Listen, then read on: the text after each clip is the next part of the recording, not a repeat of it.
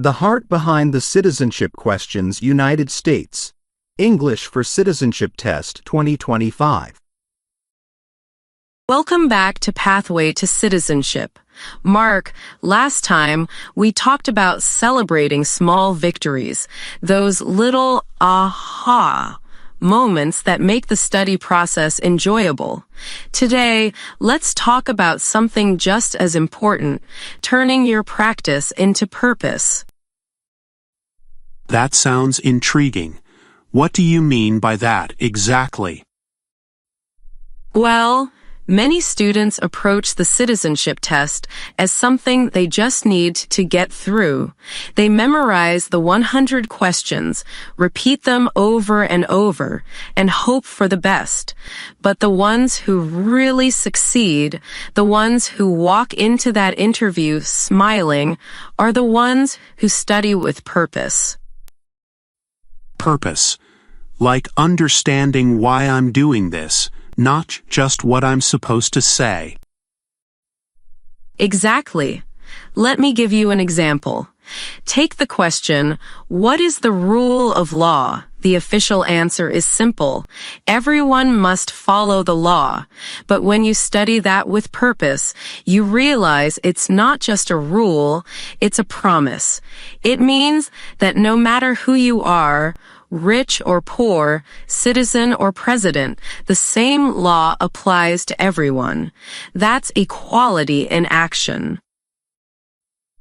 That actually gives me chills. I guess when I think about the law back in my country, it wasn't always fair. So that question hits home. And that's the power of purpose. When you attach your own experiences to these ideas, the answers stop being trivia. They become part of your story. You know, I've been memorizing, but I haven't been connecting. It's like I'm reading a song without hearing the melody. That's a beautiful analogy, Mark. Think of each question as a note in America's song. When you learn what freedom of religion or self-government really mean, you're learning the rhythm of democracy. So even when I practice the short questions, I should try to feel their meaning? Yes. For instance, when you say, we elect a president for 4 years, imagine the rhythm of democracy ticking 4 years at a time. Or when you answer, the Constitution is the supreme law of the land, picture it as the foundation holding the whole country up. That actually makes studying more exciting. It feels alive. That's the goal. Purpose turns pressure into pride. And here's a secret. Officers can feel that energy. When you answer with understanding, your confidence shines through, even if your accent shows or you pause for a second. That's comforting. I used to worry my accent might make me sound unsure. Oh no, Mark, your accent tells your story. It says, I came from somewhere, and now I'm building a new chapter here. That's something to celebrate. So instead of hiding it, I should own it. Exactly. You're not trying to sound like anyone else. You're trying to sound like yourself, someone who understands what becoming a citizen means. And when you practice with that purpose, every session becomes meaningful. I think I finally get it, Anne. The test isn't just checking what I know, it's checking who I've become. Perfectly said. Every question is a reflection of your growth, your courage, and your connection to America's values. When you study with that in mind, you're not just practicing, you're living the answers. Anne, I have to admit something. Sometimes I feel like my brain just gives up halfway through the questions. I mix up dates or names. like I'll say Jefferson when I mean Washington. It's embarrassing. Oh, Mark, that's more common than you think. Our brains love to play tricks when we're under pressure, but there's a way to make remembering easier and more fun. I'm listening. If there's a trick that doesn't involve staring at flashcards until midnight, I'm in. Don't worry. My method is called the story chain. Instead of memorizing facts, you build mini stories that connect them. Let's try it. Who wrote the Declaration of Independence? Thomas Jefferson. Right. Now, imagine Jefferson sitting in a room with a quill pen, surrounded by papers, writing words that would change history. Next, think about July 4th, 1776, the day it was adopted. Imagine fireworks outside that window, even though they didn't have fireworks then. So, by visualizing it, I make the memory stick. Exactly.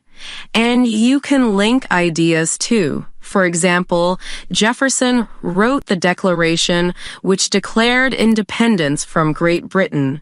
Who was the first president after that? George Washington. Perfect. So your brain makes a chain.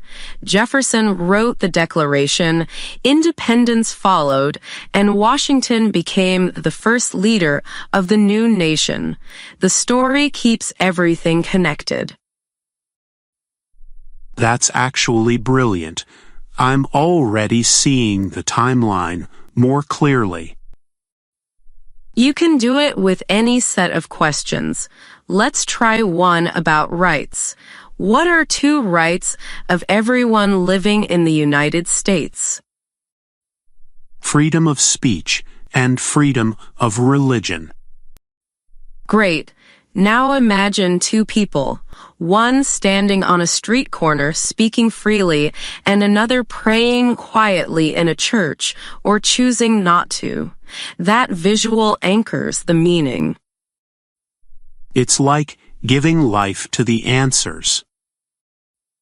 Exactly. Your brain loves stories because it evolved to remember experiences, not lists. So when you turn facts into experiences, recall becomes natural. That's probably why I remember the stories you tell on this show better than the textbook examples. Of course, facts are dry, stories are sticky. You can even use rhythm. Try saying, 1776, independence sticks. That rhyme will pop up in your mind when you need it. I'm definitely going to use that. Maybe I'll make my own little chants.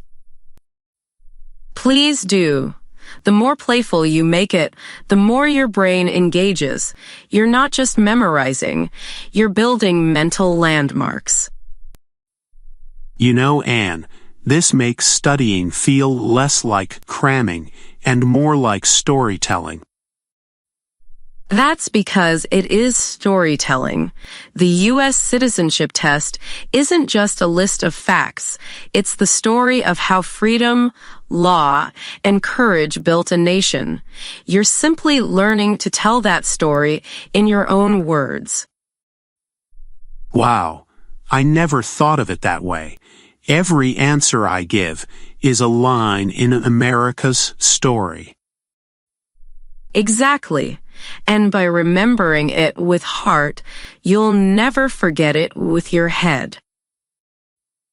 I'm going to start tonight with a notebook, some drawings, maybe a few silly rhymes.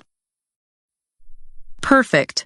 Make it creative, make it personal, make it yours. That's how you turn memory into meaning. Thanks, Anne.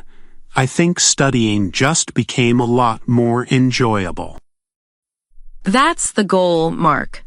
because every story you learn brings you one step closer to your own American chapter, and that's something worth remembering.